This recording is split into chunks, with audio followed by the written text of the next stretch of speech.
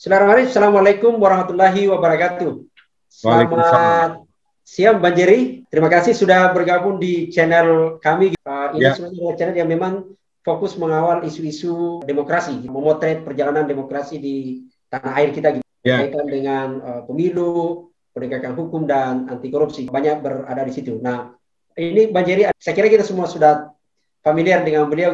Pasti kalau ada isu-isu pemilu, isu-isu pilkada, maka beliau banyak yang konsen di sana karena dulu malah aktif di JPPR. Iya, saya koordinator JPPR itu tahun 2007 gitu ya, dan sekarang di tepi Komite Pemilih Indonesia. Gitu. Biasanya kami sendiri, ini sekarang kami sama Pak Jerry gitu ya. Ini senior guru gitu, untuk mencoba mengawal kualitas pemilu kita ke depan. Nah, tapi untuk sesi ini kita tidak akan bicara dulu berkaitan dengan pemilu karena pemilu masih jauh 2024 gitu ya. Tapi yang sekarang ini yang terjadi. Sekarang ini kita akan lihat memotret meskipun apakah nanti ada hubungannya dengan pemilu 2024. Sekarang ini pemirsa lagi hangat-hangatnya diskusi, ada rencana Presiden kita itu akan melakukan reshuffle kabinet. Rencana reshuffle ini sebenarnya baru saja persetujuan dari DPR itu peleburan satu institusi kementerian riset yang kemudian digabung menjadi bersatu sama dengan satu kementerian pendidikan gitu ya dan kebudayaan gitu. Yang kemudian ada juga kementerian investasi gitu. Tapi akan betul hanya karena itu gitu. Ini Bang Jerry sebenarnya juga punya channel. Jadi saya nonton di channel beliau gitu berkaitan dengan reshuffle ini. Ada menarik ulasan di situ berkaitan dengan bagaimana pendekatan untuk melakukan reshuffle. Jadi misalnya ketika awal-awal Pak Jokowi periode pertama gitu, indikator melakukan kenapa harus reshuffle itu reshuffle kabinet itu argumentasinya jelas. Reshuffle sekarang ini apakah betul, nah ini kita akan minta pandangannya Bang Jerry, apakah betul ini berkaitan dengan kebutuhan sebenarnya karena ada peleburan macam-macam lembaga kita berbasis kajian betul karena ada kementerian yang rapornya tidak mencapai indikator atau karena karena masih ada perahu yang membackup kemarin waktu Pilpres itu belum terpenuhi gitu ya. Ada jatah misalnya ada dari sekian partai politik itu kan sudah dapat jatah menteri tuh gitu ya. Nah, sekarang ini masih ada dua partai politik yang sepertinya belum dapat jatah di kementerian meskipun di BUMN sudah dapat gitu ya. Nah, ini kita juga di wakil menteri gitu. Tapi di posisi puncak kementerian sepertinya belum gitu ya. Nah, ini kita akan minta pandangan Bang Jerry sebenarnya reshuffle sekarang ini untuk kepentingan siapa sih? Benarkah kepentingan publik atau kepentingan karena ada jatah atau sebagian dari bagian dari konsolidasi Pilpres 2024? Yuk. Ya, terima kasih Bung Sam. Assalamualaikum dan salam sejahtera ya. Pertama begini, saya kira di masa Presiden Jokowi ya, reshuffle ini jadi sesuatu yang biasa ya. Kapan saja Presiden melakukan reshuffle, dia bisa lakukan ya. Dan ini memang juga hak prerogatif Presiden ya. Nah, reshuffle kali ini kan memang yang pertama tadi sudah disebutkan ya. Ada pengajuan Undang-Undang Cipta Kerja, bukan pengajuan ya, ada Undang-Undang Cipta Kerja yang memang di dalamnya butuh satu kementerian baru ya, jadi sektor. Lalu di samping itu juga ada peleburan kementerian. Nah, tapi saya kira bagi Jokowi reshuffle itu tidak semata-mata menjadi soal seperti tadi ya, mengakomodir kebijakan baru, soal peleburan dan pengangkatan satu kementerian baru ya. Tapi pengalaman reshuffle Jokowi itu selalu menjadi ajang untuk kemudian melakukan evaluasi kemudian sekaligus melakukan reshuffle terhadap kementerian-kementerian yang mungkin dianggap kinerjanya kurang baik gitu ya. Jadi saya merasa ya bahwa reshuffle kali ini ganti beberapa menteri yang mungkin performance dan itu kurang begitu baik menurut Presiden.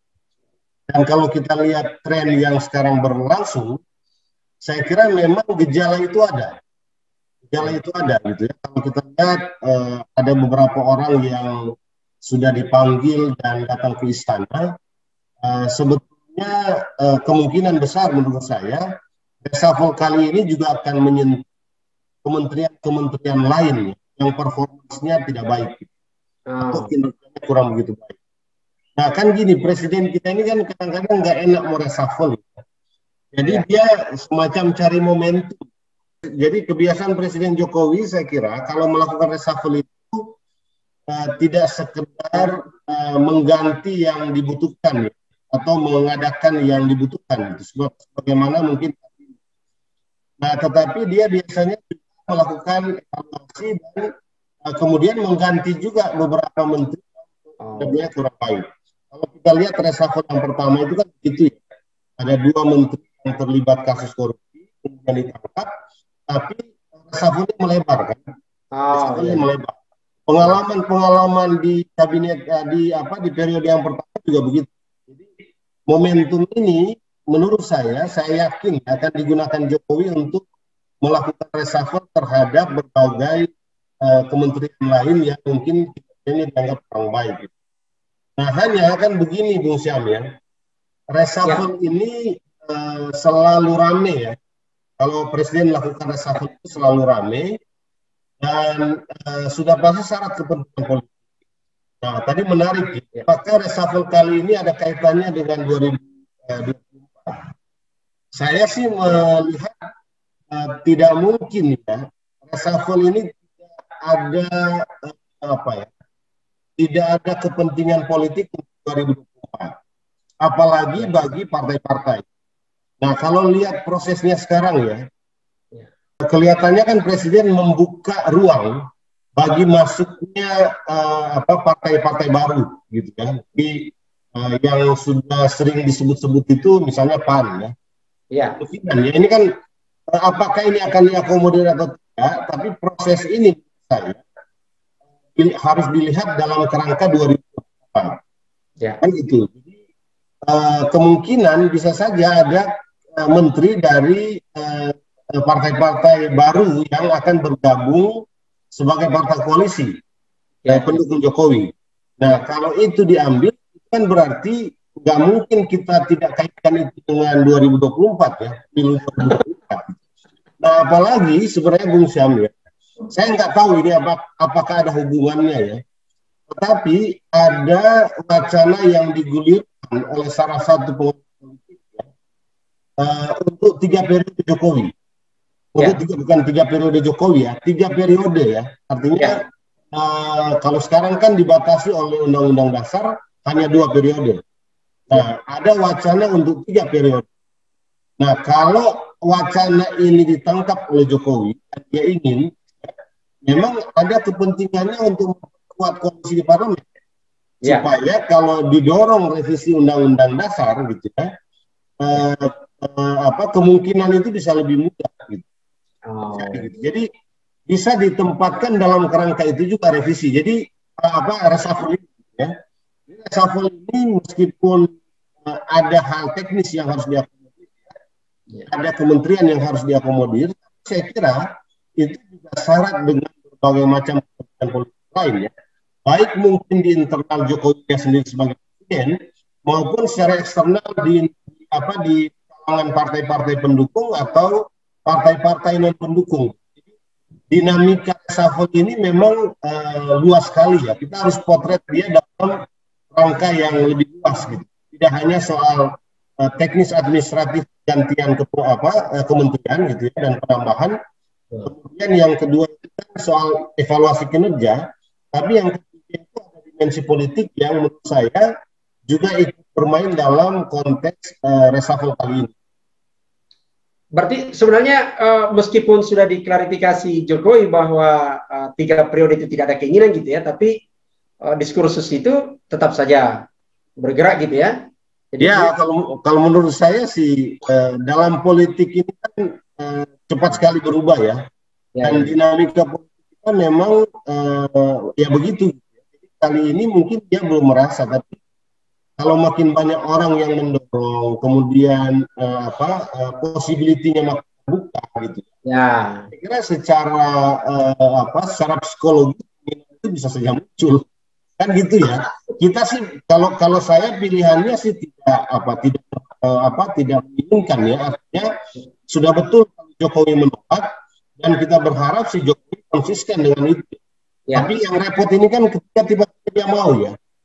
tiba-tiba dia mau gitu ya, dan dukungan politik itu kuat gitu, itu bisa jadi tuh.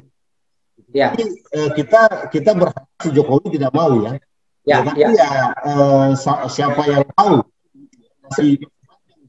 kita masih punya waktu sekitar 3 tahunan ya, 3 tahunan lebih, dan segala sesuatu masih bisa terjadi dalam jangka waktu 3 tahun ini menuju.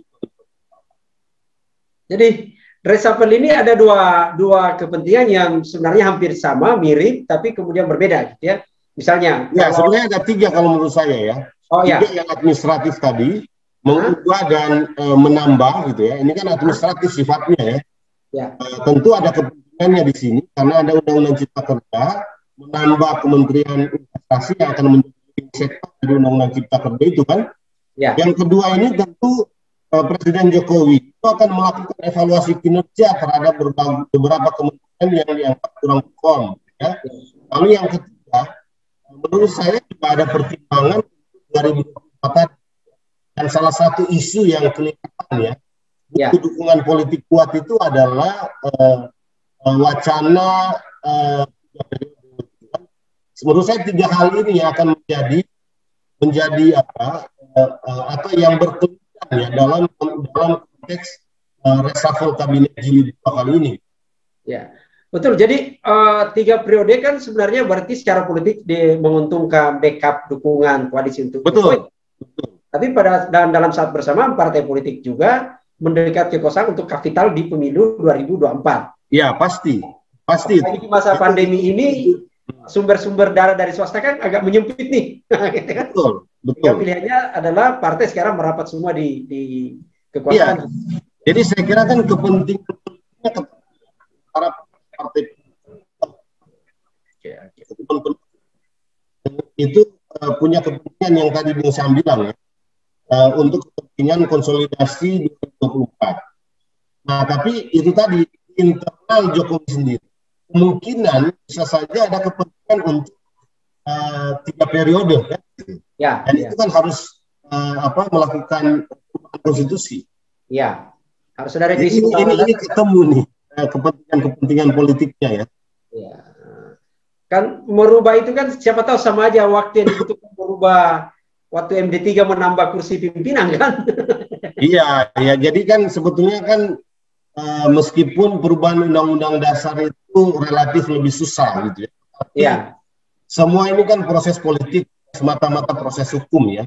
Jadi kalau kekuatan di parlemen pemerintah makin besar, saya kira kemungkinan untuk melakukan perubahan undang-undang dasar itu menjadi semakin mudah gitu. Termasuk memasukkan pasal-pasal atau substansi-substansi yang mungkin diharapkan ya, baik oleh presiden maupun oleh partai-partai. Kalau saya bisa artinya begini, saya mau melihat juga satu dimensi dalam konteks reshuffle kabinet jilid 2 ini ya. Jadi jangan kita polos-polos juga bahwa ini tidak ada kaitannya dengan 2024 ya. Jadi, saya kira tadi Bung Syam mengingatkan kita soal itu ya. Saya juga jadi teringat soal itu. Jadi ini nggak mungkin bagi saya ini juga tidak mungkin tidak ada kaitannya dengan kepentingan di 2024 dan pilkada. Kita harus ingat loh, 2024 itu tidak hanya pemilu, tapi pilkada juga secara serentak akan berlangsung di semua daerah di Indonesia, baik provinsi maupun kabupaten kota. Ya. Tapi kalau misalnya itu terjadi ya, kepentingan 2024 Bang Jerry gitu ya, kan sekarang ini kan komposisi yang 34 menteri ini kan kemarin ini juga kan lebih banyak dari partai kan gitu. Betul. Misalnya ada bergeser tuh, apa masih dari partai bersangkutan atau sekedar acak gitu ya, atau memang ada tadi tuh tambahan masuk menteri yang dari partai kan masih ada tadi itu partai yang kan gitu. Ya bisa ya dan bisa tidak juga ya. Artinya bisa ada penambahan jatah partai, tapi bisa juga tidak. Kan tergantung dari kementerian mana yang akan dievaluasi kinerjanya, yang kemudian bisa saja diganti kementeriannya dari partai politik. Jadi dua-duanya bisa gitu, tergantung nanti presiden. Nah, kalau kita kan sebetulnya selalu menyarankan sebaiknya ya dalam konteks kepentingan bangsa yang lebih kuat, perwakilan partai, katakanlah begitu ya, itu semakin sedikit. Jadi kalau kalangan profesional itu lebih banyak, itu lebih baik gitu. Ya. Nah, cuma kita kan belum tahu ya sejauh mana nanti kementerian-kementerian mana yang akan kira-kira di reshuffle. Nah, kalau lihat yang beredar sekarang gitu, gosip-gosipnya ya, atau isu-isu yang sekarang sedang beredar, kelihatannya akan ada juga kementerian-kementerian yang dihuni oleh menterinya dari partai ya, yang akan mengalami reshuffle ya, kemungkinan ya. Meskipun ada juga yang orang-orang profesional juga kita lihat muncul namanya untuk reshuffle ya. Nah, jadi bisa dua-duanya itu, bisa tidak, bisa jatahnya bertambah, bisa atau justru bisa juga jatah partai berkurang. Ini kan sangat tergantung dari presidennya. Presidennya itu dalam 3-4 tahun ke depan ini mau stressing kemana sih gitu. Meskipun sebetulnya kalau lihat Presiden Jokowi ini sudah kelihatan kan dia sebetulnya tekanan kerjanya itu di mana kan? Di pembangunan fisik lebih banyak dan mungkin setelah Undang-Undang Cipta Kerja ini soal investasi. Berarti akan komposisi menteri itu akan lebih banyak diperkuat ke situ. Menurut saya kalau lihat perkembangan terakhir ya, Jokowi ini kan memang karakternya membangun fisik ya, dan kemudian ada Undang-Undang Cipta Kerja yang ini terkait dengan bagaimana memberi ruang kemudahan bagi investasi di Indonesia. Nah, kelihatannya memang akan fokus di dua bidang ini. Nah, kalau memang masih tetap dua bidang ini, berarti kan memang harus memperkuat gitu. Bagaimana kementerian lain menjadi supporting ya, dari dua isu besar ya, gagasan besar Jokowi ini. Masih banyak PR-nya ya. Misalnya Jokowi punya rencana untuk bangun ibu kota. Ini kan ibu kota negara baru ya. Nah, ini kalau dia mau selesai dalam jangka 3 tahun ke depan, ya memang harus cepat ini.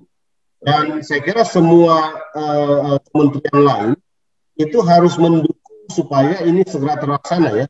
Di samping tentu pembangunan fisik lainnya, menghubungkan satu daerah dengan daerah lain dengan membuka jalur-jalur transportasi ya, dan lain-lain yang menjadi fokus ya dari pemerintahan Jokowi selama ini yang kita lakukan.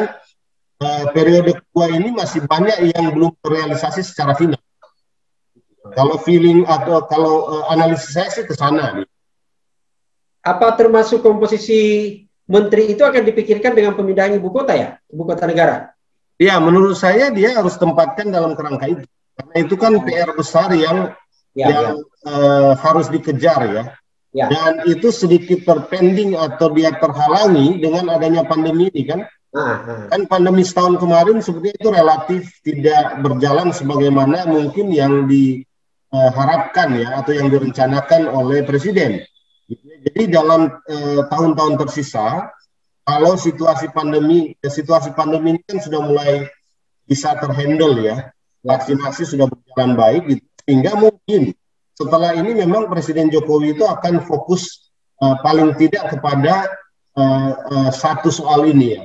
Karena ini akan menjadi pertaruhan legacy Jokowi saya.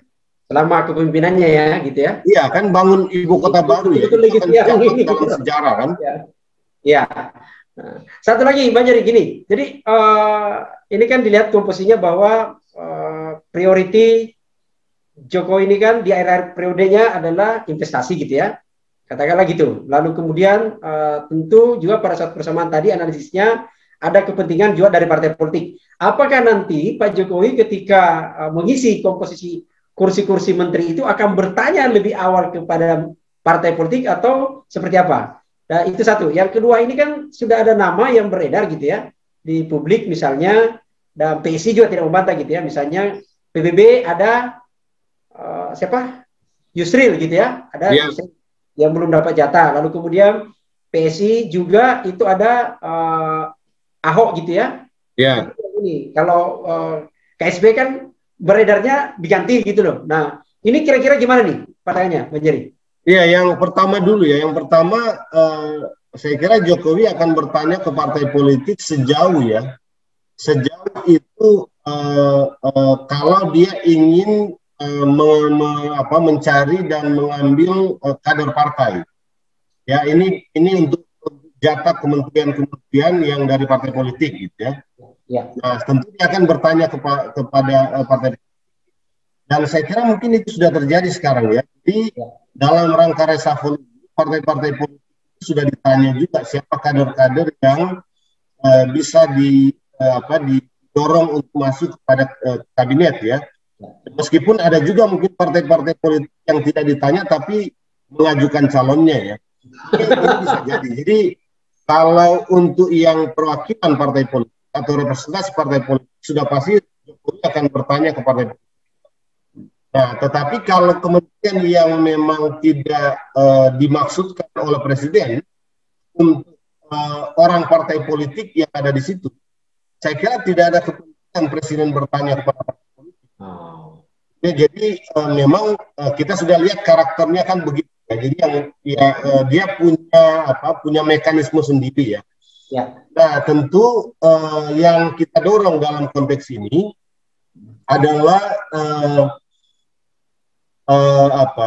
bagaimana supaya ada keterbukaan publik, orang-orang yang memang akan direkrut gitu, supaya dipublikasikan, supaya dia bisa mendapatkan masukan publik, supaya tidak mengulang apa yang misalnya dulu sempat terjadi ya terhadap beberapa orang. Kalau ada seorang menteri ditangkap karena korupsi ya.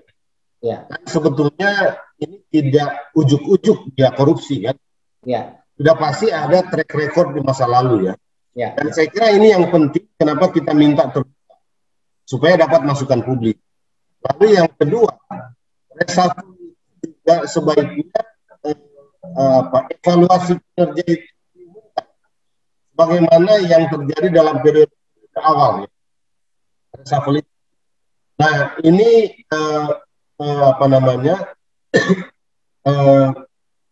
penting supaya publik juga bisa masuk dalam mekanisme yang dibangun oleh presiden dalam konteks melakukan reshuffle ya. Jadi terukur ya, termasuk pihak-pihak yang punya kepentingan itu juga bisa menilai ya seberapa objektif reshuffle itu dilakukan ya. Dan ini menjadi patokan kita untuk mengukur seberapa akan berhasil misalnya pemerintahan atau kabinet itu di masa depan gitu. Jadi ini menurut saya kepentingannya melakukan publikasi tentang penilaian dan evaluasi kinerja bagi kementerian yang katakanlah dia di reshuffle atau akan diganti.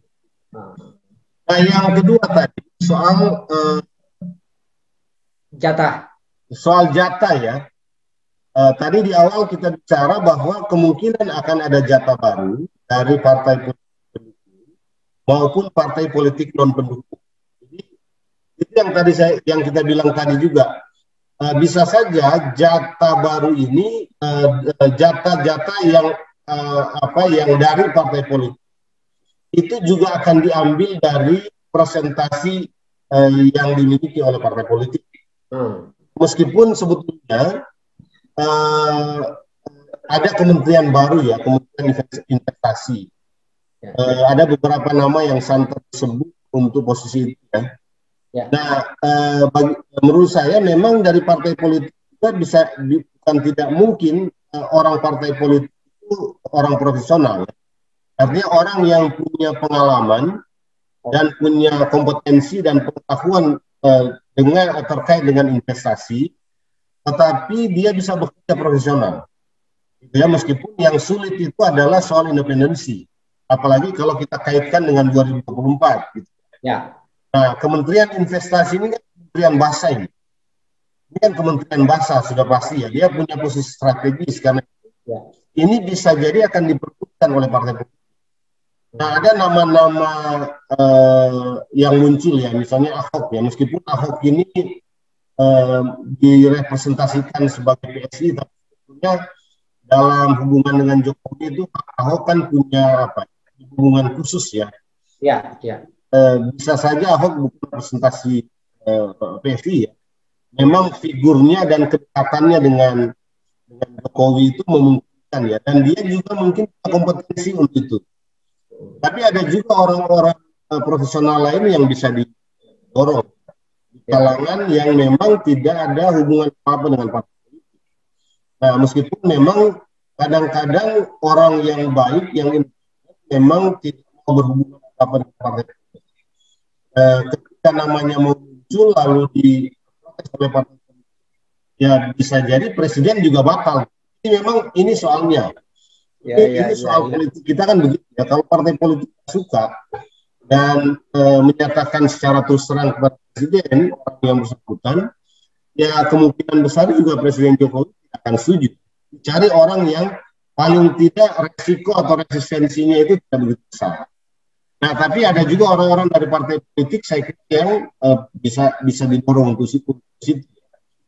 Kalau dari PDIP itu ada orang seperti Marwar Sirait yang tidak ada di DPR, gitu. Seorang pengusaha juga punya pengalaman lama di DPR, rekornya selama ini kita lihat cukup baik, ya. Itu bisa juga mungkin. Jadi, karena kalau kalangan partai politik mungkin bisa relatif mudah. Nah, saya juga mendengar ada orang seperti menurut saya ya, Sulawesi Utara ini yang disebut-sebut orang kuat di DPR, pengusaha juga gitu. Meskipun track recordnya memang problem, karena ada banyak catatan, apalagi Bung Sam punya banyak catatan itu. Tapi ya orang-orang seperti ini sekarang disebut-sebut dan mungkin secara khusus sudah didorong juga oleh partai. Di samping nama-nama lain ya, ada salah satu politisi Nasdem yang sudah dipanggil, ada beberapa profesional yang sudah dipanggil ya.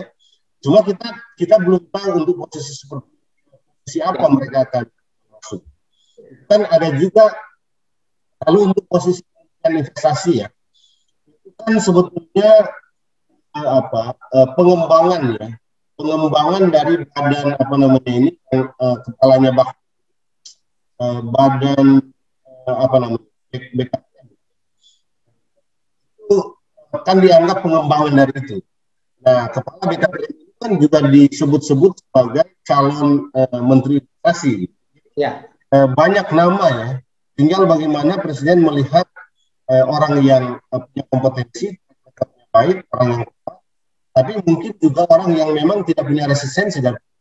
Karena kalau ada resistensi, saya kira akan repot juga presiden. Jadi menurut saya, orang-orang partai politik memang punya kemungkinan besar untuk masuk ya. Kalau kita lihat tren sekarang ini, memang Jokowi punya kepentingan sangat akomodatif ini kalau partai politik kan saling ya, betul, akomodatif terhadap partai politik. Dan apalagi kalau kemudian tiba-tiba ada keinginannya untuk 3 periode.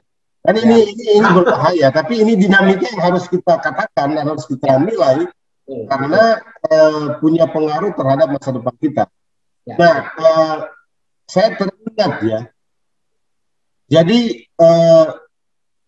kalau presiden ini tadi ya Bung Sam soal apakah Jokowi mau atau tidak 3 periode. Memang sudah secara terang-terangan dikatakan tidak.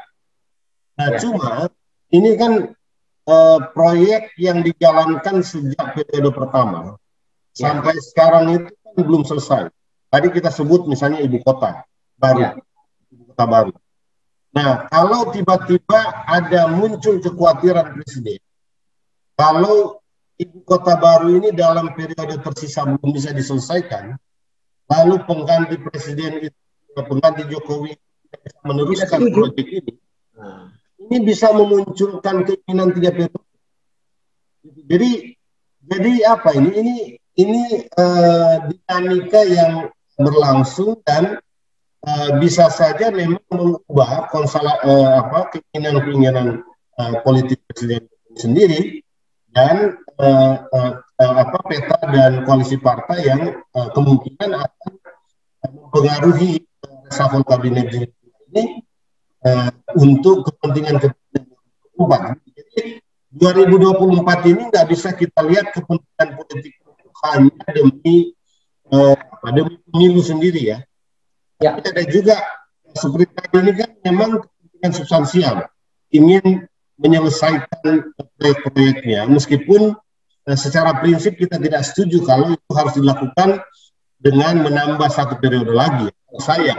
Kalau saya terlalu besar resikonya itu, karena kita punya trauma, saya di Orde Baru ya. Berlama-lama di kekuasaan itu memang punya bahayanya sendiri ya.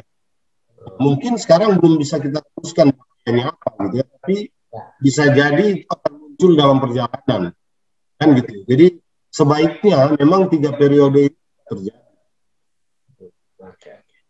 Oke, makasih Pak Jerry.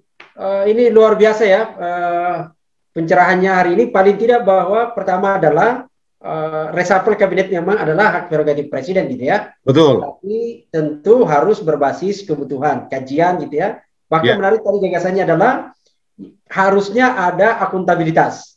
Yang akan direshuffle itu ada catatan raport kenapa dia diganti gitu ya. Sekaligus keterbukaan kepada publik gitu.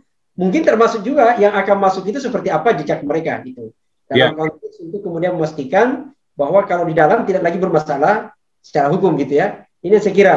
Dan meskipun juga pada saat bersamaan disadari bahwa reshuffle ini meskipun prerogatif lalu kemudian harusnya berideal berbasis kebutuhan, tentu ada kompromi. Yang menarik tadi adalah masing-masing punya kebutuhan gitu ya. Partai politik mendekati pemilu 2024 butuh kapital. Salah satu di masa pandemi ini yang harus dilakukan adalah mendekat pada sumber kekuasaan. Karena sumber pundi-pundi lain itu agak berkurang gitu ya. Nah, di satu sisi Pak Jokowi butuh backup yang maksimal selain untuk kebutuhan legasi kebijakan-kebijakan yang harus segera dipercepat, juga jangan-jangan nanti 3 periode gitu ya. Nah, itu. Semoga 3 periode tidak jadi lah gitu ya. Gitu. Jadi, kita berharap begitu. Kita harus dorong supaya tidak jadi.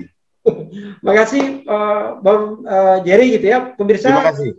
Diskusi kita cukup menarik dan semoga di waktu lain kita bisa berdiskusi lagi soal berbagai hal tentang pemilu, tentang demokrasi di tanah air kita dengan Bang Jerry. Saya kira itu, terima kasih. Selamat siang untuk Bang Jerry. Sukses semua dan selamat menunaikan ibadah puasa kepada teman-teman semua, sahabat, saudara yang menjalankan ibadah puasa. Assalamualaikum warahmatullahi wabarakatuh. Waalaikumsalam.